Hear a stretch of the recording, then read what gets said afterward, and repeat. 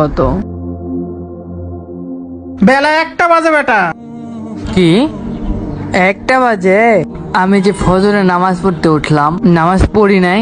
দেখছেন ভাই, ফজরের নামাজটা পড়বো, জোহরের নামাজটা পড়বো, মাগরিবের নামাজটাও পড়তে পারলাম না, ঈশার নামাজটাও পড়তে পারলাম না, কোনো নামাজই পড়তে পারলাম না। ভাবলাম ফজরের নামাজটা পড়বো, তাও পড়তে পারলাম না।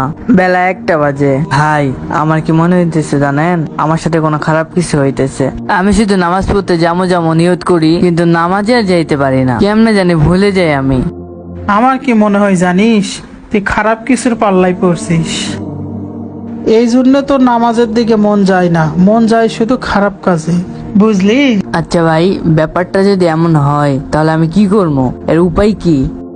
দেখ ভাই, তোর এখন একটাই উপায়, নামাজের সময় অন্য কোনো চিন্তা ভাবনা তুই মাথায় রাখবি না, আর নামাজের সময় তুই ঠিক মতো নামাজে যাবি।